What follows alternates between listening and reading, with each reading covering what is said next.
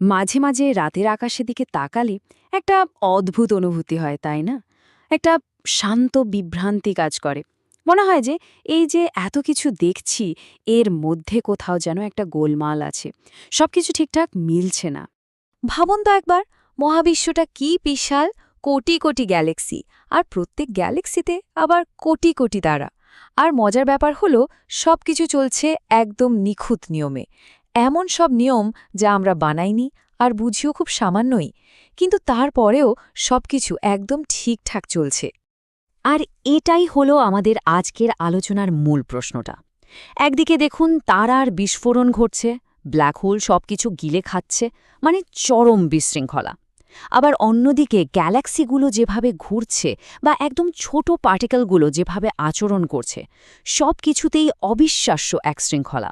মনে হচ্ছে বাস্তবতা নিজেই যেন এই দুটো জিনিসের মধ্যে একটা ব্যালেন্স করে চলছে।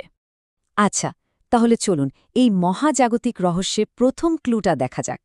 আর সেটা হলো, মহাবিশ্বের যে মৌলিক নিয়মগুলো আছে সেগুলোর একদম অবাক করা নির্ভুলতা। দেখুন, আমাদের এই মহাবিশ্বটা কিন্তু কয়েকটা ফিক্সড ভ্যালুর ওপর চলে। এগুলোকে আমরা বলি কনস্ট্যান্ট বা ধ্রুবক। আর এই ধ্রুবকগুলোই ঠিক করে দেয় যে বাস্তবতা ঠিক কিভাবে কাজ করবে। মানে এগুলো হলো আমাদের ফিজিক্সের একদম গোড়ার কথা। মহাবিশ্বের যেখানেই যাওয়া হোক না কেন, এই সংখ্যাগুলো কিন্তু একদম সেম। আর এগুলোর জন্যই কিন্তু আমরা টিকে আছি। ব্যাপারটা যে কতটা নিখুঁত সেটাই আসল মজার। ধরুন, মহাকর্ষের শক্তি যদি এটা সামান্য একটুও বেশি হতো, তাহলে তারাগুলো এত তাড়াতাড়ি জ্বলে শেষ হয়ে যেত যে প্রাণের বিকাশের জন্য কোনো সময়ই থাকত না। আবার যদি উল্টোটা হতো, মানে একটু দুর্বল হতো, তাহলে তো পদার্থ কখনো এক জায়গায় হয়ে তারা বা গ্রহেই বানাতে পারত না। একই ব্যাপার, কিন্তু মহাবিশ্বের প্রসারণ হারের ক্ষেত্রেও খাটে। যদি এ প্রসারণ একটু ফাস্ট হতো, তাহলে ম্যাটার এতটাই ছড়িয়ে যেত যে গ্যালাক্সি তৈরি হতো না। আর যদি একটু স্লো হতো, তাহলে গ্র্যাভিটি সবকিছুকে আবার একসাথে টেনে এনে একদম শুরুতেই কোল্যাপস করে ফেলত। যখন এই সব কটা ধ্রুবককে একসাথে মিলিয়ে দেখা হয়, তখন এই নিখুঁত ব্যালেন্সটাকে শুধু একটা কাকতালীয় ঘটনা বলে মেনে নেওয়া খুব কঠিন হয়ে যায়। কারণ সম্ভাব্য যে অগণিত মান হতে পারত, তার প্রায় সবগুলোই এমন একটা মহাবিশ্ব তৈরি করত যেখানে কোনো তারা, কোনো কেমিস্ট্রি বা কোনো প্রাণের অস্তিত্বই থাকত না। তাহলে আসল প্রশ্নটা হলো, আমাদের মহাবিশ্ব কেন এতটা পারফেক্টলি ব্যালেন্সড? এই নির্ভুলতা আমাদের আরও গভীর কিছু প্রশ্নের দিকে নিয়ে যায়। চলুন পরের অংশে গিয়ে দেখি মহাবিশ্বের শুরু আর এর গঠনের মধ্যে আর কি কি সূত্র লুকিয়ে আছে। বিগ ব্যাং থিওরি আমাদের বলে যে মহাবিশ্ব কিভাবে তৈরি হয়েছে, কিন্তু এটা বলে না যে কেন এর শুরু হয়েছিল। এটা আমাদের একটা টাইমলাইন দেয়, কিভাবে এটা প্রসারিত হলো, ঠান্ডা হলো, কণা আর গ্যালাক্সি তৈরি হলো। কিন্তু এর পেছনের মূল কারণটা এখনও একটা রহস্য। কারণ সময়েরও আগে কারণ আর ফলাফল এই ধারণাই তো কাজ করে না। আর যখন আমরা মহাবিশ্বের বিশাল স্কেলে স্ট্রাকচার দেখি, তখন আরও একটা অদ্ভুত জিনিস সামনে আসে। গ্যালাক্সিগুলো কিন্তু মহাকাশে এমনি এমনি ছড়িয়ে ছিটিয়ে নেই। ওরা একটা বিশাল আপোষে যুক্ত নেটওয়ার্কের মতো কাঠামো তৈরি করে, যেটাকে বলা হয় কসমিক ওয়েব। আর সবচেয়ে অবাক করা বিষয় হল, এই কসমিক ওয়েবের গঠনের সাথে আমাদের ব্রেনের নিউরাল নেটওয়ার্কের গঠনের একটা অদ্ভুত মিল খুঁজে পাওয়া যায়। এর মানে এই না যে মহাবিশ্বটা একটা ব্রেন, কিন্তু প্রশ্নটা তো আসেই যে দুটো সম্পূর্ণ আলাদা সিস্টেম কেন একই রকম প্যাটার্ন ফলো করছে।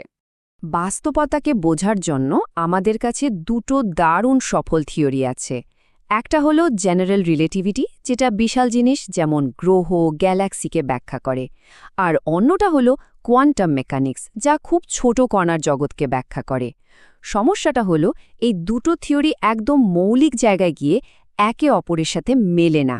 এটা একটা বড় ক্লু যে বাস্তবতার নিয়ম নিয়ে আমাদের ধারণা হয়তো এখনও পূর্ণাঙ্গ নয়। এই সব ক্লু, যেমন ফাইন টিউনিং, রহস্যময় শুরু আর আমাদের অসম্পূর্ণ থিওরি, এই সব কিছু আমাদের একটা নতুন অ্যাঙ্গেল থেকে ভাবতে বাধ্য করে। কি হবে যদি আমরা বাস্তবতাকে সম্পূর্ণ অন্যভাবে দেখি? এটা একটা বেশ গভীর প্রশ্ন, তাই না? আমরা তো সবসময় ভেবে এসেছি যে বাস্তবতা মানেই হলো পদার্থ বা শক্তি দিয়ে তৈরি কিছু। কিন্তু যদি এর ভিত্তিটা আরও মৌলিক কিছু হয়? এই নতুন ধারণাটা বলছে যে বাস্তবতা আসলে বস্তু বা শক্তির থেকেও বেশি মৌলিক কিছু দিয়ে তৈরি, আর সেটা হলো ইনফরমেশন, রিলেশনশিপ আর রুলস। এই দৃষ্টিকোণ থেকে দেখলে কণা বা গ্যালাক্সিগুলো আসল জিনিস নয়, আসল হলো তাদের মধ্যকার ইন্টারঅ্যাকশন আর প্যাটার্নগুলো। এই আইডিয়াটাকে বলা হয় ইমার্জেন্ট স্পেস টাইম। একটা ভিডিও গেমের কথা ভাবুন। গেমের ভেতরের জগৎটাকে তো একদম বাস্তব মনে হয়, তাই না? কিন্তু সেটা আসলে কোড আর ইনফরমেশন প্রসেসিংয়ের ফল। কি হবে যদি আমাদের স্পেস আর টাইমও ঠিক একইভাবে আরও গভীর কোনো ইনফরমেশন বেসড সিস্টেম থেকে তৈরি হয়ে থাকে? যদি বাস্তবতার সত্যিই একটা ইনফরমেশন বেসড সিস্টেম হয়, তাহলে এর প্রভাব কিন্তু অসম্ভব। চলুন দেখি এর মানে আমাদের মহাবিশ্বের বাইরে কি থাকতে পারে। এই ধারণাটা আমাদের মাল্টিভার্স বা বহু মহাবিশ্বের কনসেপ্টের দিকে নিয়ে যায়। যদি আমাদের মহাবিশ্ব একটা বিশাল মহাজাগতিক সিস্টেমের অংশ হয়, তাহলে তো এরকম আরও অনেক মহাবিশ্ব থাকতে পারে, যাদের প্রত্যেকের নিজস্ব নিয়ম আর ধ্রুবক আছে। সেক্ষেত্রে আমাদের মহাবিশ্বের এই ফাইন টিউনিং আর কোনো অবাক করা ঘটনা থাকে না, বরং এটা সম্পূর্ণ সম্ভাবনাগতভাবেই সম্ভব। এই ফ্রেমওয়ার্কে দেখলে চেতনা বা কনশিয়াসনেসকে আর শুধু বায়োলজির একটা বাই প্রোডাক্ট বলে মনে হয় না। কোয়ান্টাম লেভেলে আমরা দেখি যে পর্যবেক্ষণ বা অবজারভেশন বাস্তবতার ফলাফলকে প্রভাবিত করে। এর থেকে মনে হতে পারে যে মহাবিশ্ব হয়তো এমনভাবেই তৈরি হয়েছে যাতে পর্যবেক্ষক তৈরি হতে পারে। মানে চেতনা হলো এই সিস্টেমের একটা ফিচার, কোনো বাগ নয়। তো চলুন এখনই সব সূত্র আর থিওরিগুলোকে একসাথে মিলিয়ে দেখা যাক যে মহাবিশ্বের একটা নতুন সুসংগত ছবি কেমন হতে পারে। আমরা শুরু করেছিলাম একটা রহস্য দিয়ে, মহাবিশ্ব এত নিখুঁত কেন? তারপর আমরা কিছু প্যাটার্ন আর প্যারাডক্স দেখলাম যে একটা সিস্টেমের দিকে ইঙ্গিত করে।